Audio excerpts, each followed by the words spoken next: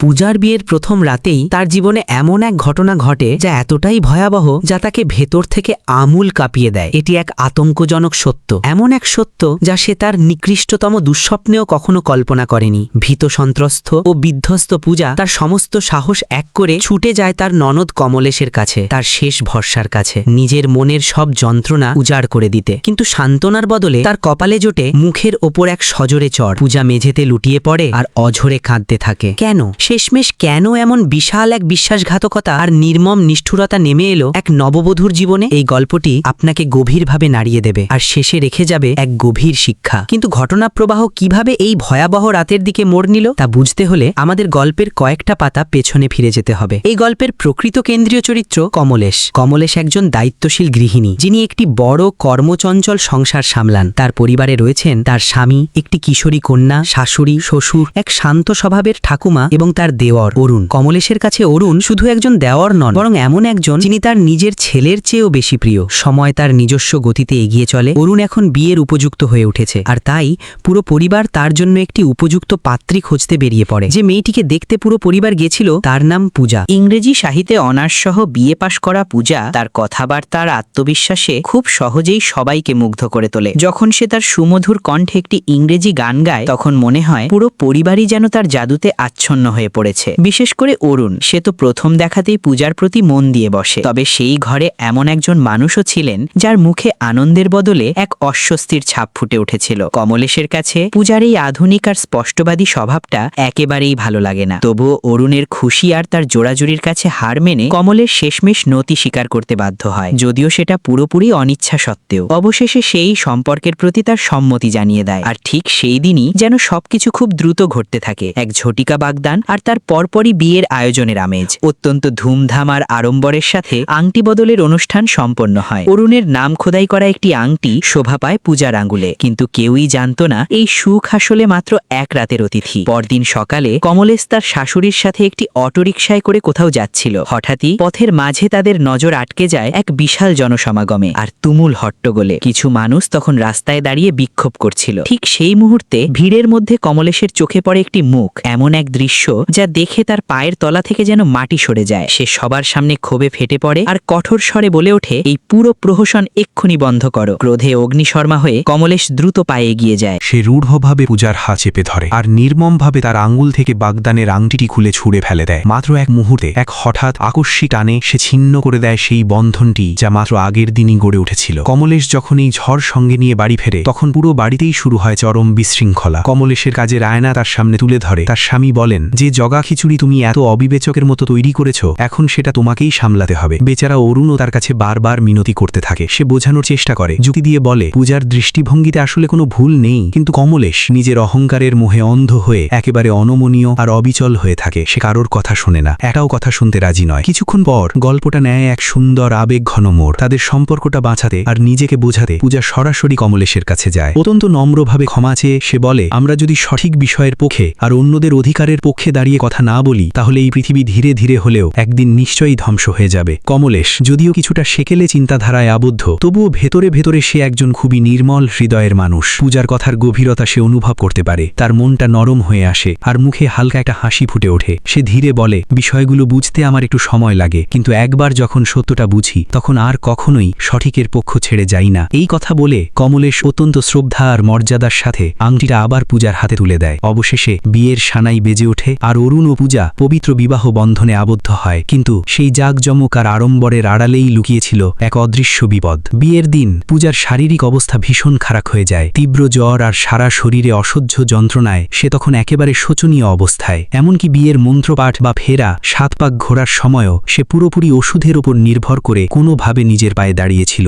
বিয়ের সমস্ত আচার অনুষ্ঠান শেষ হবার পর ধীরে ধীরে রাত নেমে এলো। সেই রাত যাকে প্রতিটি নববিবাহিতা বধূই তার জীবনের সবচেয়ে সুন্দর রাত বলে মনে করে, বাসর রাত। অরুণ ঘরে প্রবেশ করলো আর দু একটা সাধারণ কুশল বিনিময়ের পর ধীরে ধীরে সে পূজার দিকে এগিয়ে যেতে লাগলো। পূজা যে তখন জ্বর আর অসহ্য ব্যথায় পুরোপুরি ভেঙে পড়েছিল। সে খুব স্পষ্টভাবে অরুণকে জানায় সে ভীষণ অসুস্থ বোধ করছে। তার প্রচন্ড জ্বর আর সারা শরীর যন্ত্রণায় টনটন করছে। সে অনুরোধ করে, দয়া করে আজ আর কিছু করো না। কিন্তু অরুণ যেন কামনা আর স্বামী হওয়ার এক অদ্ভুত ঔদ্ধত্যে আচ্ছন্ন হয়ে পড়েছিল। পূজা যাই বলুক না কেন, সে যেন কিছুই শুনতে পেল না। পূজার অবিরাম কাকুতি বিনতি, তার কান্না, তার বারবার না বলা সবকিছুকে উপেক্ষা করে নিজের নিজের অন্ধ অহংকারে অরুণ জোর করে তাকে আঘাত করে। সেই মুহূর্তেই এক নববধূর সব সোনালী স্বপ্ন নির্মমভাবে চূর্ণ বিচূর্ণ হয়ে যায়। ঠিক সেই বিছানাতেই ভোরের আলো ঘরে ঢুকে পড়ে ঠিকই, কিন্তু পূজার জীবনে নেমে আসে এক গভীর অন্ধকার। ব্যথা আর মানসিক আঘাতে কাঁপতে কাঁপতে গুঙাতে সে অঝরে কাঁদতে থাকে। অরুণ তাকে চুপ করানোর চেষ্টা করে, যেন কিছুই ঘটেনি, যেন সবকিছুই খুব স্বাভাবিক। নিজের অধিকার জাহির করে সে বলে, আমি তোমার স্বামী, এটা আমার অধিকার। বিয়ের পর তো এসব হয়েই থাকে। এই কথা শুনে পূজার ভেতরে জমে থাকা যন্ত্রণা এক তীব্র আর্তনাদ হয়ে বেরিয়ে আসে। কাঁদতে কাঁদতে সে অরুণের চোখে চোখ রেখে বলে, তুমি আমাকে কুলুষিত করেছো। এই একটি কথাতেই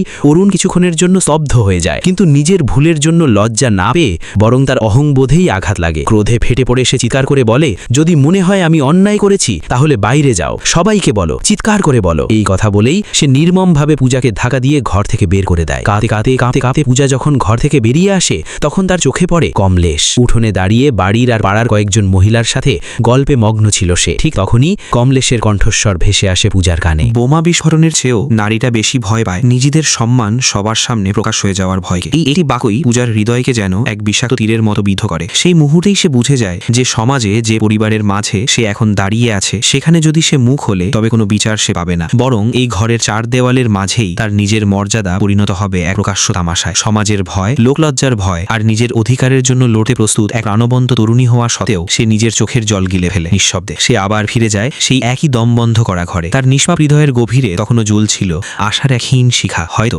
অরুণ বুঝতে পেরেছে তার কৃতকর্মের ভয়াবহতা, হয়তো সে ভুল স্বীকার করে ক্ষমা চাইবে, কিন্তু অরুণের আচরণ দেখে পূজার পায়ের তলার শেষ ভরসাটুকুও ভেঙে পড়ে। পূজা তখন এমনিতেই অসহ্য যন্ত্রণায় কাতরাচ্ছিল, তবুও অরুণ ভালোবাসার আড়ালে নিজের লালসা লুকিয়ে আবারও তার উপর জোর করে আঘাত করে। সেই মুহূর্তে পূজা ভেতর থেকে একেবারে চূর্ণ বিচূর্ণ হয়ে যায়। সে বুঝতে পারে পৃথিবী যাকে স্বামী স্ত্রীর ভালোবাসা বলে, তার কাছে তাকে বলি এক নির্মম জবরদস্তি, এমন এক জবরদস্তি যার বিরুদ্ধে সে সম্পূর্ণ অসহায়। পরদিন সকালে কমলেশের চোখে পড়ে পূজা ছাদের রেলিং ধরে উদাস হয়ে দাঁড়িয়ে আছে। তার চোখে মুখের সেই শূন্যতা আর নীরব গুটিয়ে থাকা আচরণ দেখে কমলেশের বুকটা ধু করে ওঠে। সে বারবার জিজ্ঞেস করে, কিন্তু পূজা কিছুই বলে না। সেই ভয়াবহ রাতের শোত সে নিজের মধ্যেই লুকিয়ে রাখে। কমলেশ বুঝতে পারে কিছু একটা খুব খারাপ ঘটেছে, তাই আর কিছু না জিজ্ঞেস করে সে পূজাকে নিয়ে যায় তার বাবা মায়ের বাড়িতে। সেখানে পৌঁছে পূজার মনে হয় হয়তো তার মাই একমাত্র মানুষ যিনি তাকে সত্যিকারের বুঝতে পারবেন। একান্তে সে মায়ের কাছে মনের সব কথা খুলে বলে। আগের রাতের পুরো ঘটনা আর অরুণের হাতে যে ভয়ঙ্কর আচরণের শিকার সে হয়েছে সবকিছুই জানায়, কিন্তু তার নিজের মায়ের প্রতিক্রিয়া যেন আরো ভয়াবহ হয়ে ওঠে। তাকে জড়িয়ে ধরে সান্ত্বনা দেওয়ার বদলে মা উল্টো তাকেই বোঝাতে থাকেন, স্বামী স্ত্রীর মধ্যে এসব তো স্বাভাবিক ব্যাপার, যেহেতু তোমার বিয়ে হয়ে গেছে তাই এসব দায়িত্ব তোমাকে মেনে নিতেই হবে, এখানে না বলার কি ছিল, এভাবেই তো পরিবার, এভাবেই তো বংশ এগিয়ে চলে। নিজের মায়ের মুখে এমন কথা শুনে পূজা একেবারে স্তব্ধ হয়ে যায়। শেষে তার মা মানসিক চাপ সৃষ্টি করে তাকে বাধ্য করেন। পরিবারের দারিদ্র্যের কথা তুলে ধরে তিনি বলেন তাকে অবিলম্বে শ্বশুর বাড়ি ফিরে যেতে হবে, এমনকি হুমকি দেন যদি সে না যায় তবে তিনি নিজের ক্ষতি করবেন। নিজেরই প্রিয়জনদের দ্বারা এভাবে ভেঙে পড়ে পূজার সামনে আর কোনো পথ খোলা থাকে না। এক জীবন্ত লাশের মতো সে আবার পা বাড়ায় কমলেশের সঙ্গে সেই একই পথে ফিরে যাওয়ার জন্য। যাত্রাপথে এক পর্যায়ে পূজা শৌচাগার ব্যবহারের অজুহাতে অটোরিকশা থেকে নেমে পড়ে। এটাই ছিল তার জীবনের সবচেয়ে বড় সিদ্ধান্ত। সে আর একবারও পেছনে তাকায় না, নিঃশব্দে সেখান থেকে পালিয়ে যায়। কমলেশ পাগলের মতো চারদিকে তাকে খুঁজতে থাকে, কিন্তু পূজার কোনো হদিশই পায় না। বাড়ি ফিরে যখন এই দুঃসংবাদ জানানো হয়, পুরো পরিবার আতঙ্কে দিশেহারা হয়ে পড়ে। সবাই মিলে খোঁজ শুরু করে, কিন্তু মনে হয় যেন পূজা বাতাসে মিলিয়ে গেছে। শেষমেশ হাল ছেড়ে দিয়ে কমলেশ ফোন করে পূজার বান্ধবী সোনাকে, যেটি এনজিওতে কাজ করত। সোনা জানায় পূজার সম্পর্কে সে কিছুই জানে না, তবে তাকে খুঁজে বের করার জন্য সে সর্বোচ্চ চেষ্টা করবে। অবশেষে সোনার সেই খোঁজ সফল হয়। সে পূজাকে খুঁজে পায় একটি নির্জন পার্কের এক কোণে, যেখানে সে একা বসেছিল। তাকে দেখে মনে হচ্ছিল সে ভীষণ অসহায়, যেন এক ভীত ছোট শিশু। কিছুক্ষণ পর কমলেশ সেখানে এসে পৌঁছায়। পূজা নিজের সাহস জড়ো করে সব শত অকপটে বলে ফেলে সেই ভয়াবহ রাতের ঘটনা আর অরুণের হাতে হওয়া নির্যাতনের প্রতিটি কথা সে খুলে বলে। কিন্তু কমলেশের কাছে যে অরুণকে বছরের পর বছর নিজের ছেলের মতোই ভালোবেসেছে, সত্যের চেয়েও তার অন্ধ বিশ্বাসটাই বেশি শক্তিশালী হয়ে ওঠে। সত্য শুনে বিশ্বাস করার বদলে তার অহংকারেই আঘাত লাগে। ক্রোধে ফেটে পড়ে সে সজোরে এক চর বসিয়ে দেয় পূজার গালে। চিৎকার করতে করতে প্রায় হিচড়ে টেনে আবার তাকে ফিরিয়ে নিয়ে যায় সেই বন্দি জীবনে। যদিও সে চর মেরেছিল, তবুও একজন নারী হিসাবে তার মনের গভীরে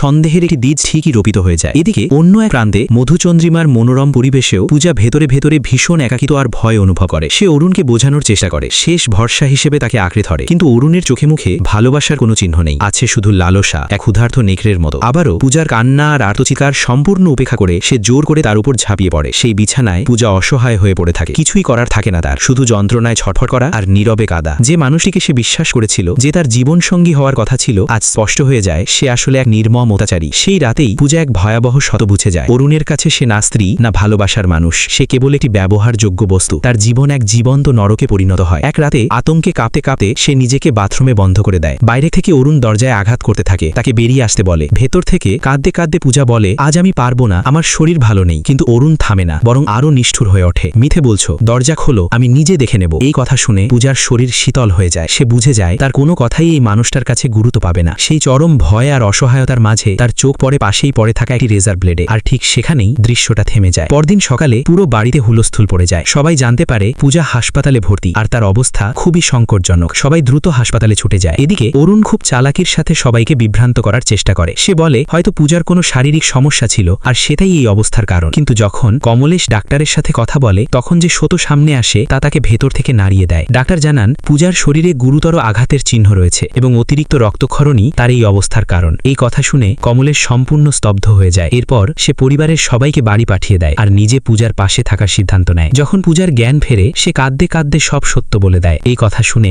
কমলেশ ভেতর থেকে ভেঙে পড়ে। সেদিন রাতে সে নিজেই বোঝার চেষ্টা করে পূজা কতটা যন্ত্রণা সহ্য করেছে, কিন্তু অল্পতেই বুঝে যায় সেই কষ্ট কল্পনাতীত। পরদিন যখন অরুণ হাসপাতালে আসে, তখন জানতে পারে পূজাকে নিয়ে যাওয়া হয়েছে। তবুও তার আচরণে কোনো পরিবর্তন নেই, বরং সে এমন এক প্রশ্ন করে যা শুনে ডাক্তার ক্ষুব্ধ হয়ে ওঠেন। রাগে ফেটে পড়ে তিনি অরুণকে বের করে দেন হাসপাতাল থেকে। আজ পূজার জীবন এক ভয়ঙ্কর অভিজ্ঞতার মধ্যে দিয়ে গেছে। যে ভালোবাসার স্বপ্ন নিয়ে সেই ঘরে এসেছিল তা পরিণত হয়েছে এক দুঃস্বপ্নে। কিন্তু এখন সে বেঁচে আছে, আর তার পাশে আছে একজন মানুষ যে এখন তাকে বুঝতে পারছে। এরপর কি হবে? আপনার মতে পূজার এখন কি করা উচিত? ক্ষমা নাকি বিচার? আপনার মতামত জানাতে ভুলবেন না। ভিডিওটি লাইক করুন আর চ্যানেলটি সাবস্ক্রাইব করতে ভুলবেন না। আবার দেখা হবে গল্পের পরবর্তী পর্বে।